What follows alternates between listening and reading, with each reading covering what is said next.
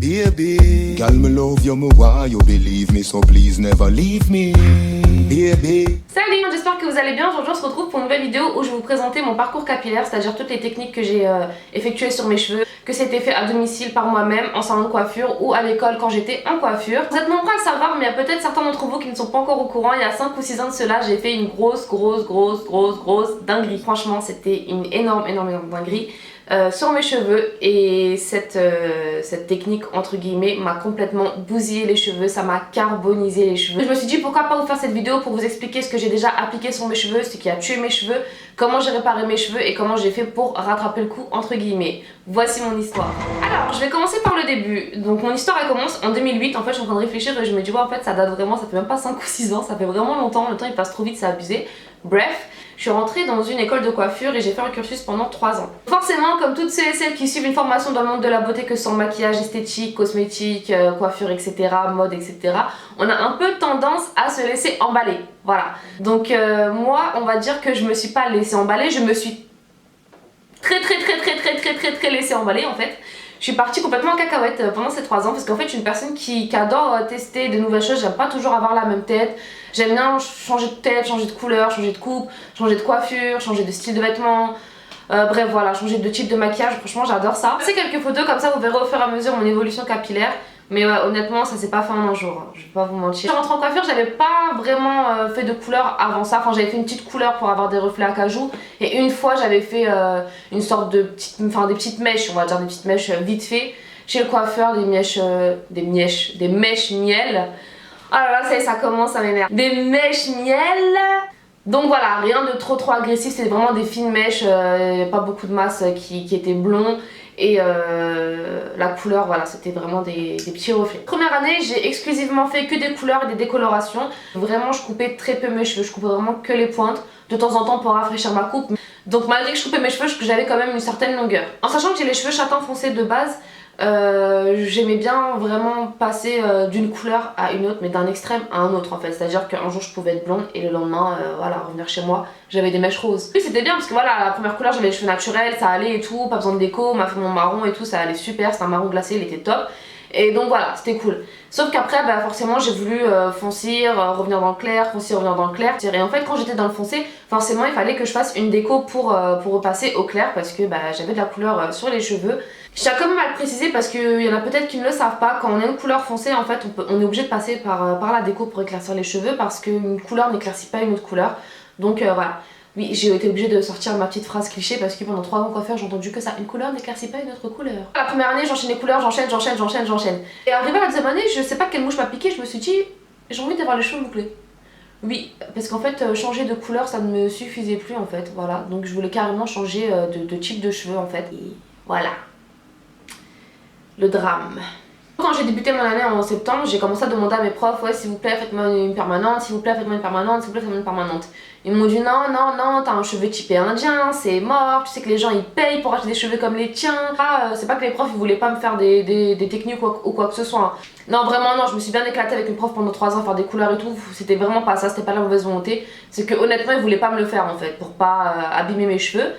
Sauf que moi, têtue comme je suis, je n'ai pas accepté le non. Du coup, je me suis dit, je vais attendre novembre parce que j'avais un stage en coiffure. Je me suis dit, je vais chercher un nouveau salon et voir avec un patron s'il serait chaud en fait pour me le faire ou pas quoi.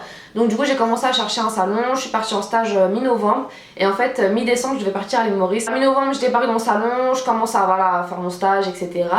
Et début décembre, bah, je me lance et je lui dis en fait voilà, j'aimerais bien faire une permanente sur mes cheveux, j'aimerais bien avoir les cheveux bouclés parce que moi j'adore avoir les cheveux bouclés et en fait ça me saoule tout le temps de les faire voilà, au fer à lisser, au boucleur ou de les natter le soir ou les mettre, les enrouler dans des bibougies pour avoir un effet bouclé, voilà ça prend trop de temps. Il m'a dit non, je veux pas, il y avait son collègue aussi, il m'a dit non je veux pas. Et du coup j'étais pas bien, je me dis mais je vais jamais réussir à l'avoir, personne voudra me la faire et tout. Je rentre, je suis décapitée quoi, je me dis ouais personne ne veut me le faire, ça se fait pas et tout. Je repars le lendemain et voilà je fais un peu voilà, la victime, bah, personne n'a voulu faire mon truc et tout. Et il me dit bon vas-y tu sais quoi, je vais te le faire mais faut assumer les conséquences. Il me le fait. Déjà je rentre à la maison, mon père il voit ma tête. Mon père franchement je pouvais sortir brune le matin et rentrer le soir être blonde. Il faisait pas la différence, hein. Vraiment ça ne me choquait pas du tout. Il l'a remarqué peut-être 2 semaines plus tard, voilà. Donc je rentre chez moi le soir et mon père il me regarde Et il était juste sous le choc. Et il me regarde et il me dit j'espère que ça va partir au lavage. Je lui dis oui, t'inquiète et tout, en un seul shampoing ça va partir, t'inquiète. Moi sur le coup ça va, j'étais contente, petite permanente, cheveux bouclés, ça va, j'ai pas encore vu la catastrophe. Moi ça va là, je suis bien, je me sens fraîche et tout, y a pas de soucis. Donc jusque là tout va bien et le lendemain je lave mes cheveux. Et en fait quand je lave mes cheveux, je lave, je sens qu'il y a une lourdeur quand même sur mes cheveux. Je suis mes cheveux, j'essore, je sèche mes cheveux et là, catastrophe, catastrophe. C'était juste...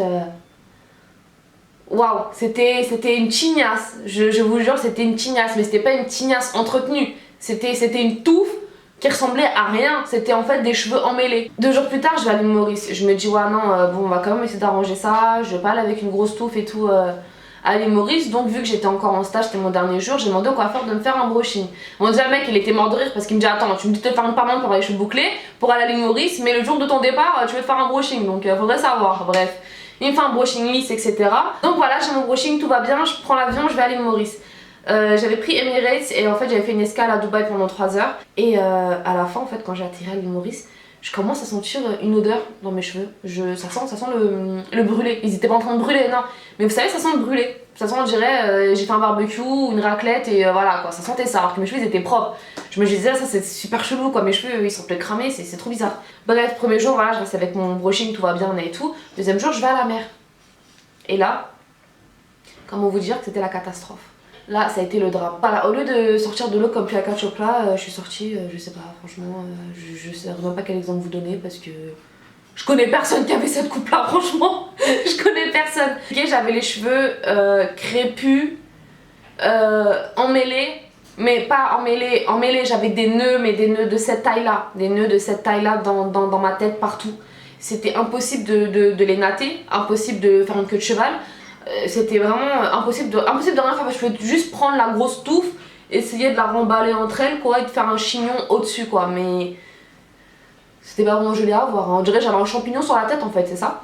Et au fur et à mesure, je me rends compte que l'eau de la mer en fait et le soleil avaient complètement décoloré mon cheveu en fait, parce que bon, il était déjà décoloré en fait et on avait patiné avec une couleur, et en fait mes cheveux au lieu d'être cuivre, en fait c'était du cuivre que ça devait être, et c'était devenu orange.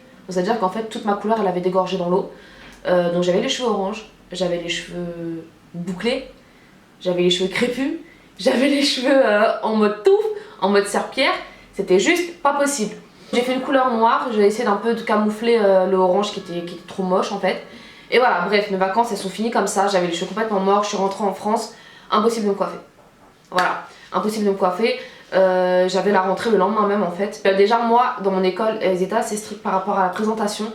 Sachant qu'on avait des clients tous les mercredis, il fallait voilà, avoir les ongles faits, propres, bien faits, il faut avoir les cheveux propres, les cheveux soyeux ou pas vraiment, mais genre les cheveux entretenus quoi. On devait avoir une bonne présentation, bien habillé, une belle coiffure et être soigné, voilà tout simplement. Et moi j'arrive à l'école lundi matin avec un champignon sur la tête, un gros champignon sur la tête. J'arrive en cours, déjà voilà, toutes les copines elles étaient là, ah qu'est-ce que t'as fait, mais t'es malade, on t'a des jeans et tout. Je me sentais encore plus coupable, bref j'étais coupable de toute façon, mais je me sentais encore plus mal on va dire. Et là ma prof elle arrive, et là c'était chaud. Ma prof elle arrive, et c'était une prof, vous savez, c'était the dame quoi, hein, c'était une lady. Elle arrive, elle vient me voir, et elle me dit, t'as fait une permanente? Je lui dis oui madame. Elle me fait je t'avais dit quoi? Je lui dis pardon. Après elle me dit pas pardon pour ça, non pas pardon pour moi.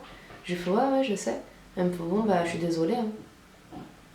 Peut-être je me dis hein, comment ça elle est désolée, c'est bizarre ça, pourquoi elle est désolée, elle est chelou. Et elle me fait assieds-toi. Et je m'assois à son poste de travail, etc. devant le miroir. Elle me démêle les cheveux, blablabla. Moi j'ai cru que je suis désolée, ça allait me faire mal. Elle me démêlait les cheveux, elle me met des bêtes de son, elle essaie de démêler comme elle peut. Et je vois qu'elle arrêtait pas de démêler, mais elle démêlait pas jusqu'au bout. Je me dis, oh, bah, bizarre elle. Et elle arrive, elle prend une paire de ciseaux, et elle me dit, t'inquiète, je vais te rattraper ça. Donc moi, logiquement, je me dis, bon, on va essayer de faire un petit truc, c'est une prof de coiffure, je lui fais confiance, y'a pas de souci et tout. Elle arrive, j'avais les cheveux, ouais, bon, ils sont où là? Ouais, non, franchement, c'était peut-être un peu plus long quand même, hein, légèrement plus long, peut-être 3 cm en plus que ce que j'ai là actuellement. Elle arrive, elle prend une paire de ciseaux, et elle me coupe mes cheveux à là, carré plongeant. Carré plongeant. Donc comment vous dire pour une fille qui n'a jamais eu les cheveux aussi courts, de se retrouver avec un carré plongeant, pour moi c'était mort. En fait, elle arrivait, elle a fait direct, genre c'est mort, c'était trop tard, je pouvais plus rien faire parce qu'elle est obligée de couper, elle est obligée de finir parce que je vais pas rester avec une coupe bizarre. J'avais une tête chelou avec les cheveux bizarres là, je suis encore plus bizarre. Je me suis retrouvée avec une coupe, voilà, vraiment, genre c'était vraiment court, un carré plongeant c'est plus court derrière et plus long devant, donc ouais, j'avais les cheveux à peu près là devant, mais derrière c'était vraiment court, hein. On voyait ma nuque et tout, et pour moi c'était chaud, vraiment j'étais pas bien psychologiquement, parce que vraiment il y en a qui peuvent en rire et tout, mais je vous assure que les cheveux en fait c'est vraiment une parure chez la femme, hein. C'est la beauté d'une femme. Quand on m'a coupé les cheveux et que j'ai vu le résultat, j'ai pensé à une phrase en fait que mon père me sortait tout le temps. En fait il m'a toujours dit que la beauté chez une femme c'est ses cheveux, et quand je me suis regardée dans le miroir je me suis effondrée, j'ai commencé à pleurer et j'étais pas bien, je me suis dit mais il a raison mon papa, il a raison. Je dis pas que j'aime pas avoir les cheveux courts, j'aime pas les femmes qui ont des coupes courtes. J'adore ça, mais ça va pas à tout le monde. Et puis moi, je vous rappelle que j'avais une touffe, j'avais pas les cheveux raides, hein. Genre c'est pas un carré plongeant, j'avais les cheveux raides. J'avais un carré plongeant avec une touffe. Genre c'était vraiment chelou le truc, hein. C'était pas un post-bad, hein. Donc voilà mon histoire. Maintenant je vais vous raconter la suite à partir de cette date-là, comment j'ai fait pour rattraper le coup, ma routine soins, cheveux, etc. Alors mon processus de guérison, il s'est fait en 3 étapes. Puis j'appelle ça un processus de guérison parce que pour moi les cheveux ça vit, donc lui ça a guéri aussi. Première étape, ça a été la détox, c'est-à-dire que j'ai éliminé tout ce qui était lisseur, fer à boucler et tout ce qui chauffait mes cheveux, mis à part le sèche-cheveux, malgré que voilà, ça c'est pas trop conseillé non plus, mais c'était le seul truc qui faisait que je pouvais un peu raidire mes cheveux le matin, voilà, et leur donner une petite forme avant de partir à l'école. Donc vraiment c'était que au sèche-cheveux et une brosse de brushing et je les tirais, je faisais vraiment que ça, pas de lisseur, pas de boucleur, et pendant les grands événements, je le faisais mais c'était une fois tous les 5 mois quoi, vraiment je m'empêchais au max de toucher au lisseur et au boucles. Deuxième étape, ça a été les huiles et les soins. Alors en huile, j'ai utilisé 3 huiles différentes, je vais tout de suite vous les donner. La première c'est l'huile Amla, c'est une huile qui est assez concentrée, elle est verte, je vous mettrai la photo juste en dessous. Cette huile j'utilisais notamment pour faire pousser mes cheveux en fait, parce que je trouve que c'est l'huile qui fait le plus pousser les cheveux en fait comparé à d'autres huiles que j'ai pu tester, du moins pour ma part. Par rapport à l'application, je l'applique sur le cuir chevelu, sur les racines, sur les demi-longueurs et les longueurs, enfin le peu de longueur que j'avais à l'ancienne. Mais voilà, j'en applique vraiment sur tous les cheveux, je masse tous les cheveux, je masse le cuir chevelu, je masse les mèches et je natte. Et ça c'est un truc très important, sur toutes les huiles et les soins que j'ai posés, je nattais mes cheveux. Et je sais que j'avais très peu de cheveux. Je nattais en 2 fois, en 3 fois, mais je nattais mes cheveux. Pour moi c'était très important et c'est aussi ce qui m'a aidé à faire pousser mes cheveux plus vite. L'huile que j'ai utilisée c'était l'huile de ricin pour révéler la brillance. Il y en a qui l'utilisent quand même pour faire pousser les cheveux. Pour ma part ça n'a pas marché, c'est vraiment l'huile Amla qui a marché pour ça. Donc l'huile de ricin j'utilisais vraiment pour essayer de vraiment les nourrir quoi. Bon, ça révélait pas vraiment la brillance parce qu'ils étaient morts, mais généralement bah, l'huile de ricin ça sert à révéler la brillance et moi ça m'aidait à comment dire, à assouplir mon cheveu. Par rapport à l'application de cette huile, j'utilisais juste sur les demi-longueurs et les longueurs, j'en mettais pas sur la racine parce que je trouvais que c'était vraiment poisseux. Enfin ouais, au toucher la texture c'était poisseux, j'avais grave du mal à l'enlever sur les racines, donc je le mettais vraiment que sur les demi-longueurs et les longueurs. Et toujours pareil, je masse et je natte. Troisième huile, c'était l'huile de coco. Cette huile, j'utilisais souvent pour favoriser la circulation de mon sang. Je le mettais vraiment juste sur le crâne et le cuir chevelu et je massais. En plus, en même temps, ça détend et ça apaise. Donc, vraiment, l'huile de coco, c'est super. Et généralement, l'huile de coco et l'huile de ricin, j'utilisais dans la même application en fait. C'est-à-dire que je mettais l'huile de coco sur le cuir chevelu et le crâne, quoi. Et je mettais l'huile de ricin sur les demi-longueurs et les longueurs et vite fait les pointes. Ces 3 huiles, je les appliquais 2 à 3 fois par semaine.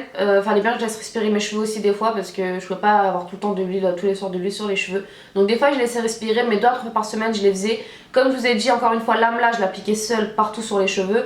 Et l'huile de coco et l'huile de ricin c'était ensemble, l'huile de coco sur les racines, le cuir chevelu et tout le reste c'était l'huile de ricin. Ensuite, il y a la 3e étape qui est assez dure pour beaucoup de femmes, c'est de couper les cheveux. Bah oui, il n'y a pas le choix. En fait, ce qui est important, c'est que ça sert à rien de forcer à garder un cheveu qui est mort, qui est cassant, qui a des fourches quoi. Parce que ça sert à rien, il est mort, il va pas repousser. S'il est cassant, il va continuer à se casser. S'il y a des fourches ou peu importe, il va commencer à se dédoubler, etc. Donc voilà, ça sert à rien de le garder, autant couper jusqu'à couper tout le mauvais et garder ce qui est bon quoi. Je ne vais pas ressusciter une personne qui est décédée. Un cheveu c'est pareil, c'est vivant. Il est mort et qu'il n'y a plus de vie dans le cheveu. Qu'est-ce qu'il fout là? Même Pichot l'a approuvé. À la coupe, moi je coupais mes cheveux pratiquement tous les 3 mois. Et jusqu'à maintenant j'essaye au maximum de le faire. Bon avant c'est vrai que je pouvais pas me permettre de couper trop parce que j'avais déjà les cheveux très courts. Donc je coupais ce que je pouvais couper quoi pour essayer de laisser pousser un peu plus. Mais jusqu'à maintenant j'ai gardé cette habitude et vraiment c'est ce qui m'a aidé à ce que mes cheveux poussent beaucoup plus vite. Je sais qu'il y en a beaucoup qui vont dire que c'est pas logique, qu'il n'y a aucun intérêt à couper ses cheveux si on attend que ses cheveux ils poussent, mais vraiment je vous assure c'est vraiment logique. Donc voilà, c'était les 3 grandes étapes qui m'ont aidé à récupérer la matière que j'avais, le type de cheveux que j'avais. Honnêtement je vais pas vous mentir, moi c'était tellement catastrophique que ça m'a pris à peu près 4 ans, 4 bonnes années à pouvoir commencer à faire des coupes, etc., refaire des couleurs. Ouais, donc voilà, vraiment pendant 4 ans c'était chaud, c'était incoiffable, c'était une galère. Et j'ai dû me sacrifier voilà, pendant 4 ans pour une erreur que j'ai faite parce que j'ai persisté, j'ai pas voulu écouter, j'ai été têtue. Maintenant j'ai quand même des séquelles, c'est-à-dire que j'ai les pointes qui s'abîment très rapidement comparé au type de cheveux naturel en fait que j'avais avant. Mais voilà, ça va, j'ai quand même rattrapé le coup, on va dire. Mais aussi une solution, j'aurais pu faire un lissage brésilien, il y a beaucoup de personnes qui me l'ont conseillé et même moi j'y ai songé. Mais on va pas se mentir, c'est pas donné un lissage brésilien. À l'époque j'étais étudiante, j'avais pas forcément l'argent pour mettre cash dans un lissage brésilien. Et j'ai préféré faire des petits soins à côté, des huiles, etc. Mais si y en a qui souhaitent tester, je pense que ça peut marcher aussi parce que voilà, vu que ça marche avec la kératine, etc. Donc je pense que ça peut marcher. Ensuite, quand j'ai commencé à travailler, j'ai commencé à utiliser des gammes de chez Kerastase. Ce que j'utilise le plus souvent, c'est le shampoing et le masque de chez Mythic Oil. J'en parle dans ma vidéo favorite septembre qui va s'afficher là ou là, je sais pas encore, je vais voir. Voilà, ce sera tout pour moi. J'espère que la vidéo vous a plu et surtout qu'elle vous aidera à mieux entretenir vos cheveux. Pour ceux et celles qui ont les cheveux secs, cassants ou crépus ou qui ont fait des dingueries comme moi j'ai pu en faire. Maintenant vous saurez qu'il faut écouter les autres, moi j'en ai payé plein pot. Le plus important réellement c'est d'avoir un bon coiffeur que vous connaissez bien parce que justement il va connaître votre parcours capillaire, il va savoir ce que vous avez fait, ce que vous avez pas fait. Et c'est lui aussi qui va suivre au fur et à mesure de ce qu'il fait, il a pas fait, il va savoir voilà, comment gérer votre cheveu, comment votre cheveu réagit par rapport à la couleur, à la déco, à la permanente, à peu importe. Franchement c'est très important.